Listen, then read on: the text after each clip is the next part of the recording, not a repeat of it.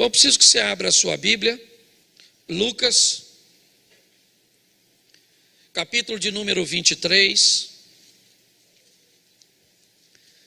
a partir do verso de número 33. Verso 33, eu vou ler bastante e vou falar pouquinho. E quando chegaram ao lugar chamado a Caveira, ali o crucificaram, e os malfeitores, um à direita e o outro à esquerda. E dizia Jesus: Pai, perdoa-lhes, porque não sabem o que fazem. E repartindo as suas vestes, lançaram sortes. E o povo estava olhando, e também os príncipes zombavam dele, dizendo: aos outros salvou, salva-se a si mesmo, se és o Cristo, o escolhido de Deus. E também os soldados escarneciam dele, chegando-se a ele e apresentando-lhe vinagre, e dizendo: se tu és o rei dos judeus, salva-te a ti mesmo. E também por cima dele estava um título, escrito em letras gregas, romanas e hebraicas: este é o rei dos judeus. E um dos malfeitores que estavam pendurados blasfemava dele, dizendo: se tu és o Cristo, salva-te a ti mesmo e a nós. Respondendo, porém, o outro, repreendia-o, dizendo: tu nem ainda temes a Deus, estando na mesma condenação? E nós, na verdade, com justiça, porque recebemos o que os nossos feitos mereciam, mas este nenhum mal fez. E disse a Jesus: Senhor, lembra-te de mim quando entrares no teu reino. E disse-lhe Jesus: em verdade te digo que hoje estarás comigo no paraíso. Feche os seus olhos. Senhor nosso Deus e Pai, em nome de Jesus, eis aqui a tua palavra. Continua falando conosco e usa-me como um canal de bênção nesta hora. Pelo poder do nome de Jesus, é o que eu te peço. Em nome de Jesus, amém. Glória a Deus, amém? Bom, eu quero fazer uma reflexão rápida com você a respeito dessa história. O momento em que Jesus é crucificado ao lado de dois ladrões.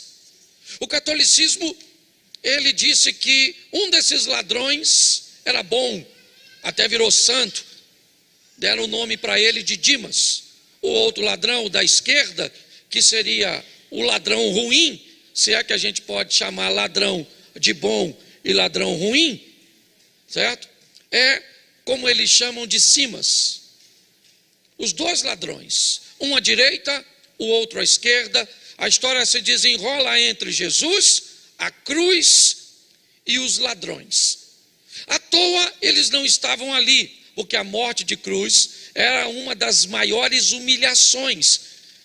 E aquilo que era estabelecido para pessoas que eles consideravam extremamente nocivas, não simplesmente pelo que faziam, mas pela influência que poderiam exercer sobre as demais pessoas. Então, matar alguém daquele jeito, basicamente asfixiado, era algo que constrangia não apenas o indivíduo que morre, mas toda a sua família, e mandava uma mensagem para as pessoas que viam aquela situação: não imitem o que eles fizeram, não tentem copiá-los, porque se vocês copiarem, é para lá que vocês vão.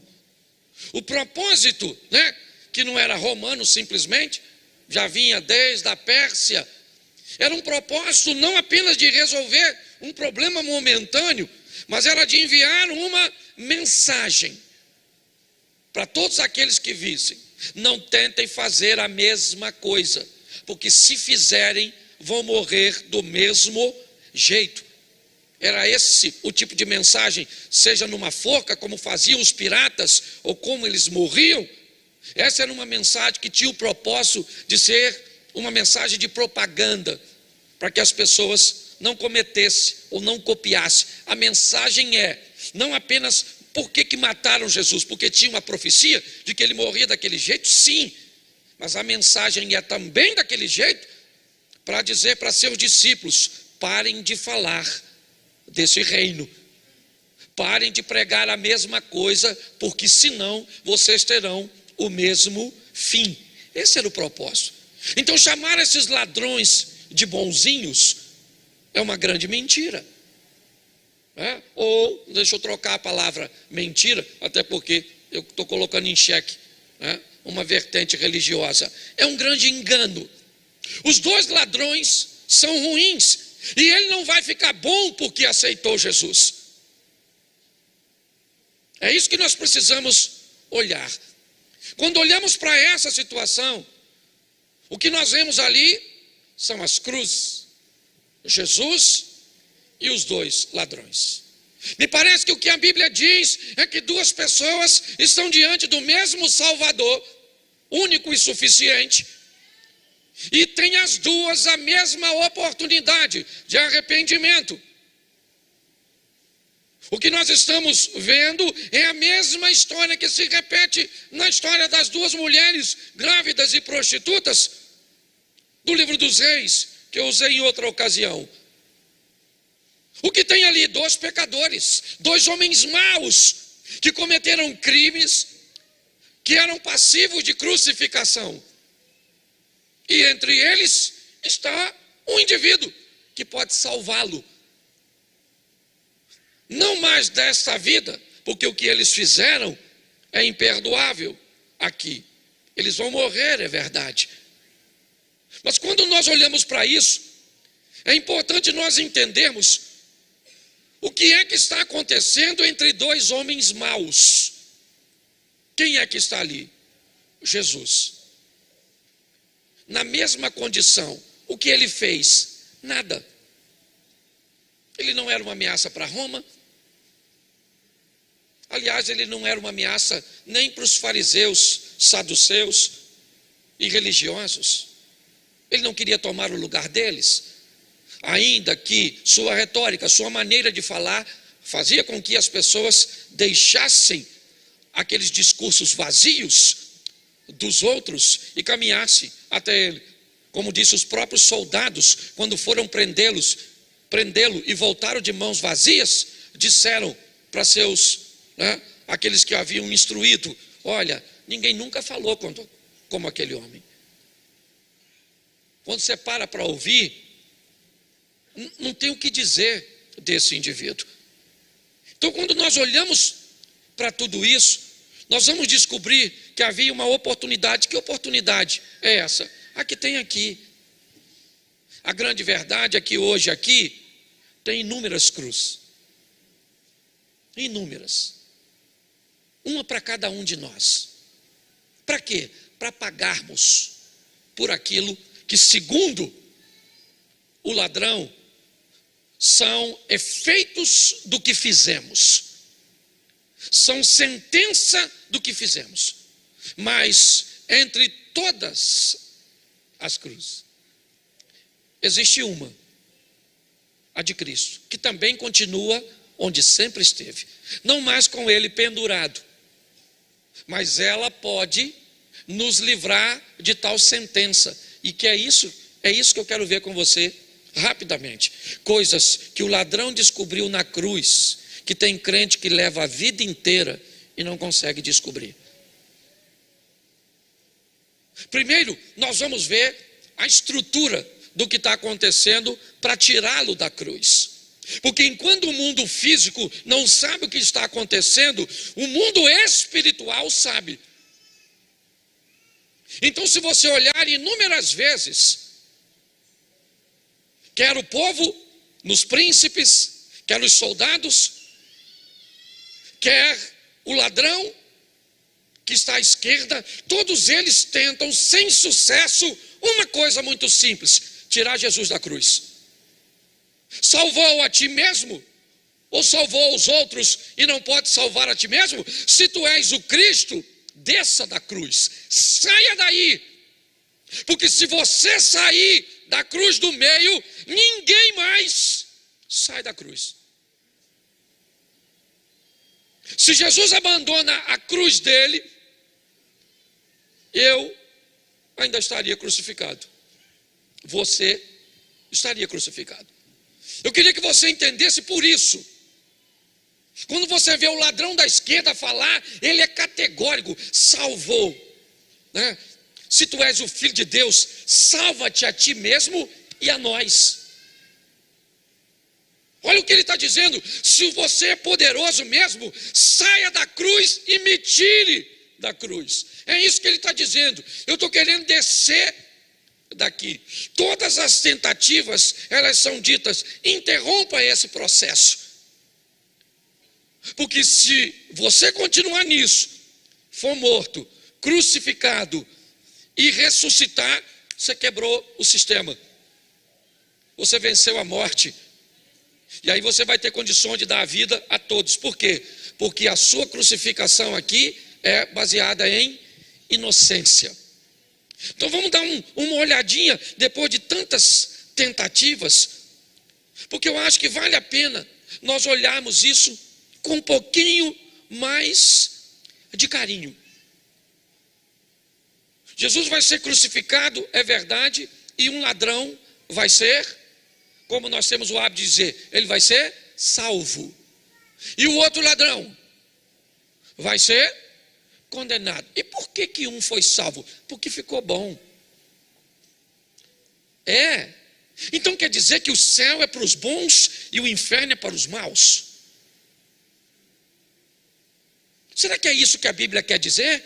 Eu aceito Jesus, fico bom, e agora porque eu sou bom, mas eu obedeço as coisas. Lembra do jovem rico dizendo para Jesus: não apenas sei os mandamentos, mas os pratico.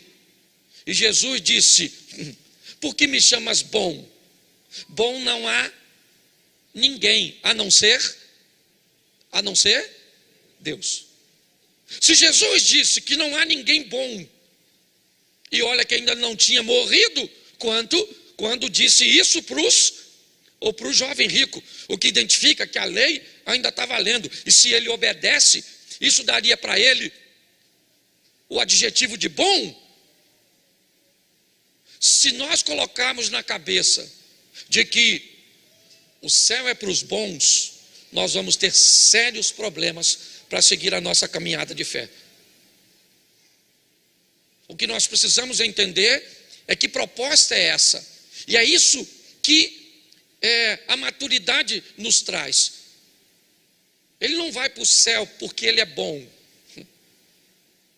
ele vai para o céu porque, ou vai ser salvo porque se arrepende, porque aceitou salvar, uma salvação que é pela graça, favor e se ele fosse bom ele merecer, como ele não é bom ele não, mas Deus vai. Então se você está esperando ser bom, eu quero te dar uma notícia: não vai rolar. Pastor, aí você está alimentando a ruindade do povo. Espera eu molhar o bico, eu ainda não terminei. Mas quando eu me deparo com aqueles dois ladrões ali ao lado de Jesus, eu vejo as pessoas. Que pessoas? As que vão ser salvas e as que não vão. Ah, mas eu não acredito que Deus é bom e vai deixar alguém se perder. A Bíblia diz que vai. No exemplo entre perdição e salvação, está o rico e Lázaro. E quem deu o exemplo foi Jesus. E Jesus disse que o rico está em tormento. E não é porque tinha grana, não. Porque logo no capítulo à frente de Lucas 19, ele entra na casa de um homem rico e disse: hoje veio a salvação a esta, porque dinheiro não leva ninguém para o inferno, mas também não leva para o céu não. Então nós precisamos pautar nossa vida de uma forma correta. A salvação está no meio, e um aceita, e o outro rejeita. E o que aceita, recebe, e o que rejeita, se perde. É só isso. Aqui nós temos oportunidades iguais. Ladrões, malfeitores, crucificados, morreram. A diferença é que um não conseguiu ter um entendimento espiritual. Ele queria ser salvo, é lógico que ele queria. Mas ele disse para Jesus: se o Senhor é poderoso mesmo, é o Filho de Deus, desça dessa cruz e me tira aqui também, me salva dessa enrascada que eu entrei. Ele queria ser salvo, mas ele queria uma salvação humana. Quando eu olho para o outro ladrão, ele também era ladrão. Eu não sei porque não tenho conhecimento de causa, talvez até pior do que o ladrão, da esquerda tenha feito mais atrocidades, porque isso não interfere. Eu já falei isso aqui e vou repetir só para você que está nos visitando. Tem gente que parece que tem orgulho de dizer que vai para o inferno por um motivo diferente do outro. Ah, fulano adultera. Eu adultero não, menino. Sou fiel no meu casamento. Eu só minto. Mas pelo menos não vou para o inferno por adultério, eu vou por mentira. Oh, que delito. Tem gente que se orgulha pelo motivo que vai se perder. Engraçado, não é? Quando nós olhamos aqui, o que nós vamos ver? O que aconteceu aqui que fez este camarada ganhar a salvação? Ou receber a salvação, como queiram? Ter ficado bom? Que ficou bom, querido. Ninguém sabe o que ele ia fazer. Ele morreu na ocasião. Para ele ficar bom, ele deveria ter recebido a oportunidade, ele deveria ter descido da cruz, ter mostrado que agora ele estava transformado, e aí ele morria. Teve tempo? Então não vou dizer que esse cara ficou bom, e não adianta me convencer, porque para mim não ficou. Mas o que ele fez então? Aí é um caminho e um trilho que vale a pena observar. O que esse camarada fez é o trilho que todo pecador que a cruz está querendo mostrar com os ladrões deve tomar para alcançar salvação ou perdição.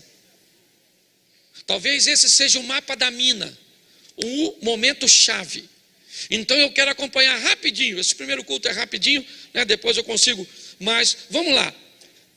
23, 41. Preste atenção. Olha o que esse camarada está dizendo no verso 41. E nós, na verdade, porque recebemos o que os nossos feitos regrinha básica. Esse camarada vai ser salvo porque ele descobriu que estava fazendo as coisas erradas. Quando ele olhou para a situação, ele mesmo diz: nós estamos aqui recebendo o feito ou o resultado daquilo que fizemos. Nós estamos aqui por merecimento. O que esse camarada está fazendo aqui é reconhecendo seu próprio pecado. Se eu quero salvação, eu preciso reconhecer que eu sou pecador. O grande problema é que às vezes, para aliviar o que eu faço, eu procuro olhar alguém que faça algo mais horrendo do que eu, pior que o meu. Então, ao invés de olhar, por isso que eu sempre digo aqui, quem encontra com Deus não tem tempo de olhar para os outros. Por isso que o profeta Isaías, quando diz: no ano em que eu vi o Senhor sobre um alto e sublime trono, a primeira coisa que eu disse foi: ai de mim. Porque diante de Deus eu não penso na minha mulher. Diante de Deus eu não consigo ver ninguém. Você só consegue ver a vida dos outros quando você está diante de Satanás. Porque Satanás é acusador, ele é perverso, ele quer denegrir, enquanto Deus quer recuperar. Quando o ladrão da cruz, da direita, diz: nós na verdade estamos aqui com justiça, ele está reconhecendo aquilo que ele fez. O texto não diz que ele fica bom. O texto só mostra arrependimento e confissão. O texto não vai dizer que ele ficou bom e que agora ele vai entrar no céu porque ele é bom. Não. O que o texto está dizendo em primeiro lugar é que ele reconheceu que o que ele fazia era errado e está confessando aquilo diante de Jesus. Então, quando eu reconheço que o que eu faço é errado, quando eu olho para mim e vejo o meu erro, quando o erro das pessoas não subestimam o meu, nem minimizam o que eu estou fazendo, isso significa que eu entrei no trilho da salvação. A Bíblia diz que aquele que confessa e deixa, alcança misericórdia. Quando olhamos para isso, É isso que vemos. E o verso 41, ainda vemos a segunda coisa. Mas este quem? Esse que está no centro. Ele não fez nada. Bom, se ele não fez nada, tem algum problema. Como é que ele não fez nada e está no meio de nós? Nós estamos aqui porque merecemos. E ele está aqui sem fazer nada para estar aqui. O que esse camarada acaba de dizer é: ele é o sacrifício. Não há motivo para ele estar aqui, a não ser nos dar a vida eterna. Não tem outro propósito. Ele não merece. Então, se ele não merece, por que ele está aqui? Poderoso do jeito que é, ressuscitando pessoas, curando, repreendendo vento e mar, detentor de tanto poder. Por que é que ele está aqui? Se ele não fez mal nenhum. O que esse camarada está descobrindo, que quem está do lado dele é alguém que está morrendo por ele. Pô, pastor, se vai morrer por ele, então ele tem que sair dali vivo. E Jesus vai pagar, não no mundo físico, mas para pagar uma dívida espiritual. Se nós olharmos para isso, nós vamos entender que ele reconhece o sacrifício. Ô, gente, está lá o salmista dizendo que darei eu ao Senhor por todos os seus benefícios. Esse texto não quer falar de dar dinheiro, de dar tempo, de dar nada. O próprio salmista pergunta e depois responde: o que eu vou fazer? Que darei eu ao Senhor por todos os benefícios? Tomarei do cálice da salvação. Velho Testamento.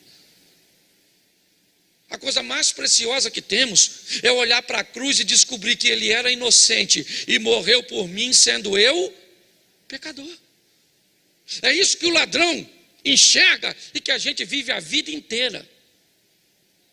E muitas vezes não consegue entender. Nós vivemos a vida inteira olhando para o pecado dos outros, ao invés de olhar para nós, ao invés de reconhecermos o que fizemos, o que estamos fazendo e que somos merecedores. Ah, mas eu me acho bom. Pois é, mas o mundo espiritual não acha. O mundo espiritual disse, Jesus mesmo disse, não há ninguém bom. Olha que o filho, o jovem rico, chamou Jesus de bom. E Jesus disse, nem eu sou bom. Ou melhor, está sendo esperado para você virar o... Mas pastor, o senhor não está dizendo é graça? É graça, mas por exemplo, só se der tempo de você se arrepender. Eu falei para vocês, eu pensei muito em salvação. O dia que eu fui fazer o exame, falei lá que deram um remédio em mim. Eu dormi pelado, acordei vestido. Não sei o que fizeram comigo. E se eu tivesse me dado aquela anestesia e não tivesse voltado? Eu já tinha que estar com o passaporte carimbado. Se não pensa, estou chegando lá. E aí, vinde bendito? Não, bendito é na outra sala. Aqui chega aí mesmo, louco. Senta nessa cadeira pegando fogo que já vou te atender, pensa. Manda eu para o endereço errado. Você está rindo? O assunto é sério demais da conta. Quando nós olhamos para aquele texto ali, aquele ladrão descobre naquele momento que quem está do lado dele, quem é? É o Senhor. Olha que coisa. Quem é que está aqui? O Senhor. O que ele é? Inocente. E eu, culpado. E por que ele está aqui? Para me dar a salvação. É isso que esse camarada está. E por quê? Porque eu sou bom? Não. Mas porque eu vou lutar para melhorar. Para melhorar. É isso. Céu não é para bom. Céu é para ruim. Ah, pastor, mas os ruins entram no céu? Não entram porque recebe um novo corpo. Olha que beleza. Mas eu vou tentar ser bonzinho. Não tenta ser bonzinho. Tenta ser obediente. Não tenta ser bonzinho. Tenta ser honesto com o que você sente, com o que você quer. Para com essa palhaçada de ficar encobrindo. Ah, meu Deus, eu sou fraco. A carne é fraca, mas o pecado não é vitamina. Hoje caiu um valente, um homem de Deus. Hoje, pelo menos eu soube, hoje. Pensa a tristeza. Um homem bom? Não, um homem ruim. Igual a mim e a você. Mas que não conseguiu, ou conseguiu controlar só por um tempo e depois não conseguiu. Olha o desafio da vida. O que é? Nós não estamos aqui, gente, para sermos bons. Não é isso. Nós estamos aqui para sermos obedientes. Lutar contra a maldade que há dentro de mim, que o pecado colocou. E a cada dia eu vou ser mais consciente do que eu fui ontem, mais vigilante do que eu fui ontem, orar mais do que eu orava ontem, prestar mais atenção, porque nós estamos vendo gente que admiramos caindo. Que dirá nós? Quando olhamos para esse texto, o que vemos? Ele descobre que Jesus é Senhor. E aí, diga-se de passagem, não pode ter sido na cruz. Não pode. A Bíblia diz que a fé vem pelo ouvir. Então você não vai me dizer, está lá os dois ladrões, aqui, um à esquerda e outro à direita, por que é que um ladrão reconheceu Jesus e o outro não? Porque está crucificado na cruz e na dor, todo mundo procura, então por que o outro não procurou? Na cruz e na dor, todo mundo reconhece, e por que o outro não reconheceu? Não foi a cruz, não, foi a proximidade com a história. Provavelmente a história de Jesus já andava permeando o coração daquele homem, no ambiente onde ele ia, com as pessoas que ele andava, ele estava próximo. Por isso que o evangelismo é algo importantíssimo e missões é algo extraordinário da igreja. Porque quando eu olho, eu vejo a possibilidade para os dois. Mas pastor, então o outro é injusto? Não, porque Jesus estava fazendo naquele lugar. Talvez a história não interessasse ele, porque ouvir falar de Jesus era falar mal dele, é falar de suas mazelas, de suas maldades, de suas debilidades, e ele não estava muito afim disso. Então ele fazia ouvido de mercador, entra aqui, sai aqui e vai embora. Os dois morrem como maus. Essa é a grande verdade. O ladrão não virou santinho, porque defunto não vira santo. Entendeu? Você não fala mal do defunto quando está morto, em consideração à família. Esse dia no velório, o camarada foi dar uma palavra, falou: estamos aqui diante de um homem distinto, um bom pai, um bom marido, um excelente amigo, um cara extraordinário. A viúva estava sentada perto do caixão, falou para o filho: vai ver se é seu pai que está lá mesmo, porque eu acho que trocaram o defunto.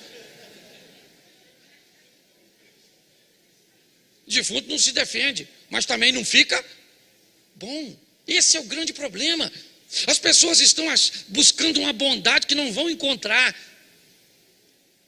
e aí elas começam a maquiar e trocá-la, em buscar uma linha de compensação. Não, Deus entende do jeito que eu sou, e por isso eu vou dar uma oferta generosa, por isso eu vou dar umas cestas básicas, por isso eu vou trabalhar na igreja, porque aí eu trabalho aqui e compenso aqui. Não é processo compensatório, é graça, é favor que você e eu não merecemos. Ele descobre que Jesus é Senhor. Mas esse texto também, ele descobre algo extraordinário. Lembra-te de mim.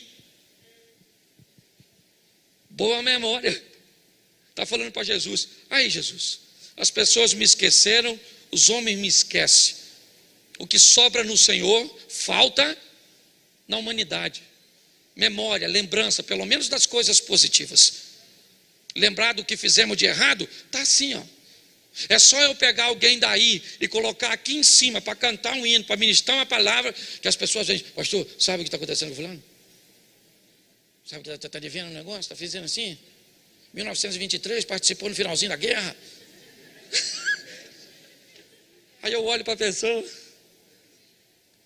e penso: qual ladrão esse é? Precisa ter um encontro com Deus para parar de olhar para a vida do outro. Ele está dizendo: Senhor, lembra de mim. Por quê? Porque eu não mereço. Então eu preciso que o Senhor lembre, porque se eu merecesse, o Senhor não ia esquecer. Ele ainda está no processo, ele está morrendo.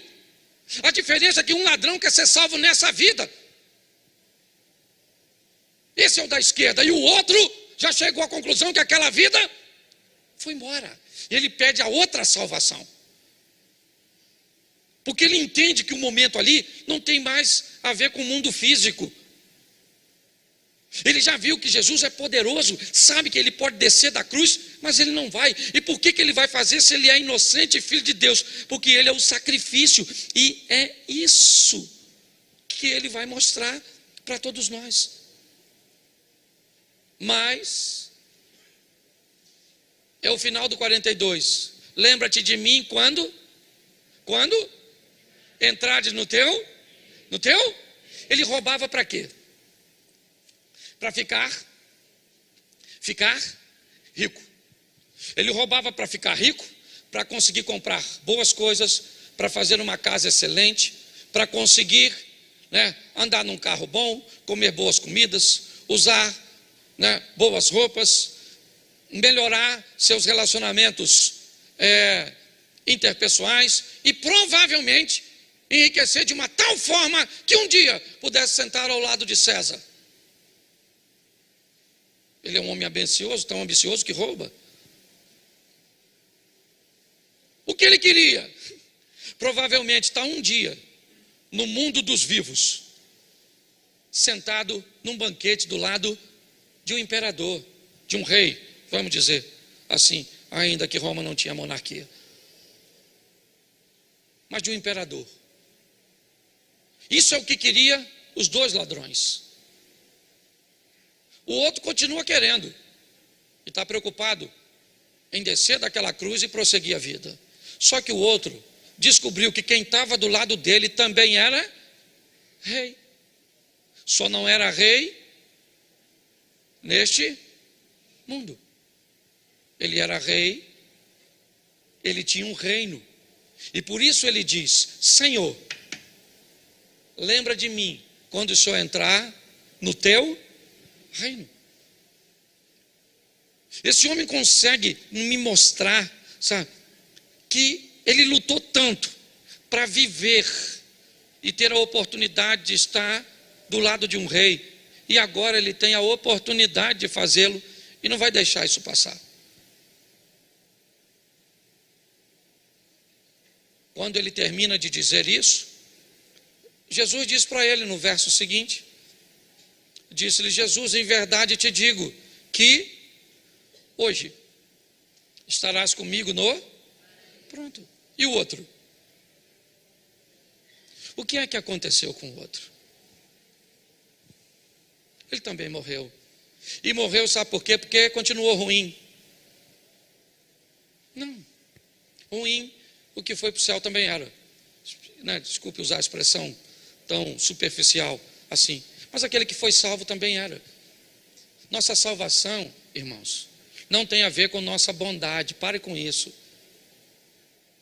Nossa salvação tem a ver com arrependimento, com luta, para diminuir a cada dia, para melhorar a todos os dias. E o que ficar sobrando? O que sobrar, sabe o que Deus disse para Paulo?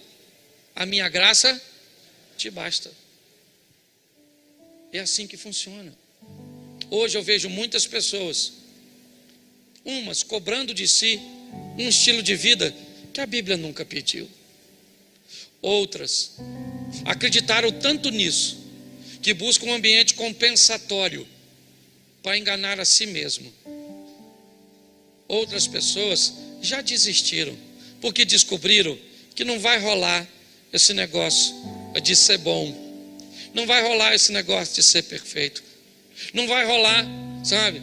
Porque muitas vezes eu, depois de tanto tempo, ainda olho para uma mulher, ainda olho para um homem, ainda olho para algo que eu não tenho.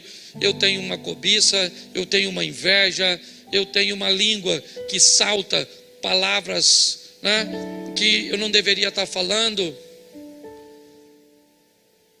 Pois é, você queria ficar bom, e não é isso que a Bíblia está pedindo. A Bíblia está pedindo: seja honesto. É isso. Seja obediente. Faça o que Deus disse para Caim. Lute todos os dias, porque o pecado está na porta, mas é a você que cumpre dominá-lo. Não é o Espírito Santo que tem que dominar o meu e o seu pecado. Não é Deus que tem que dominar o meu e o seu pecado. Ele nos dá força para fazê-lo. Mas por que é que eu não tenho força? Porque provavelmente você está andando mais próximo à oposição do que ao aliado. Como é que você quer força para controlar pecado, se você só lê o que não deve, só anda com o que não deve, com quem não deve, só faz o que não deve? A fonte da força está lá. Quem está perto se beneficia dela. Quem está longe se prejudica pela ausência dela. Pare de querer ser perfeito. Pare de querer enganar você mesmo. Por detrás de roupas, por detrás de comportamentos que muitas vezes não tem nada a ver com a sua realidade, é apenas algo para enganar as pessoas. Mas nós não enganamos o mundo espiritual. Eu estou aqui hoje, primeiro falando para mim, primeiro olhando para mim, sabe, e enxergando as minhas mazelas, que talvez você nem saiba, nem minha mulher que está aqui à frente sabe. Porque a proximidade com Deus, ela vai fazendo as coisas ruins ficarem para trás. As pessoas às vezes nem vão conseguir mais ver o erro, porque ele não está mais no seu comportamento, ele está no seu pensamento. Mas Deus não olha a aparência, Deus olha para o coração. E o que Deus não rejeita é um corpo bem vestidinho, uma Bíblia na mão, um cabelo grande. Não, o que Deus não rejeita é um coração contrito e quebrantado. Sabe o que eu vim dizer para você hoje? Que é possível você buscar a santidade, e eu também. Que é possível que você viva uma vida extraordinária ao lado de Deus, conseguindo controlar o mal, que só vai sair de mim e de você quando recebermos de Deus um novo corpo. Para de querer ser bom e passe a ser obediente. Termino aqui quando uma história é contada de que um pai chama um filho e diz assim: vai ao meu campo e trabalhe lá. Ele diz: vou, mas não vai. O pai vai no outro filho e diz: vai ao meu campo e trabalhe. Ele diz: não vou, e vai. E aí Jesus pergunta: qual dos dois obedeceu? Os dois não estavam com vontade de ir. A diferença é que um disse para o pai: vou, mas não foi. E o outro disse: não vou, mas depois foi. Eu queria que você olhasse para você e dissesse assim: estou com vontade minha, pastor, chapar o coco, tomar uns graus, dar uns tequinhos, que tem um tempão que eu não dou, cheirar uma carreirinha, pegar uma dona, pastor, estou subindo pelas paredes. Suba pelas paredes, no poste, vire Homem-Aranha no campo do desejo, mas fuja das ações. Domine-se. É possível, gente, é possível. O Espírito Santo do Senhor é conosco. Agora não queira eu vou ser bom, menino. A turma que eu achei, ou pelo menos que me procurou dizendo que é bom, está tudo na bagunça, porque descobriram que não vai rolar. Aí você vai: Senhor, tem misericórdia, olha lá. Oh Jesus, só me dá força. Controlar é comigo, mas me ajuda. Sai daqui para viver um extraordinário. Porque senão, já, sabe onde você vai estar? Lá fora. Porque vai descobrir que o que te proporam é inalcançável.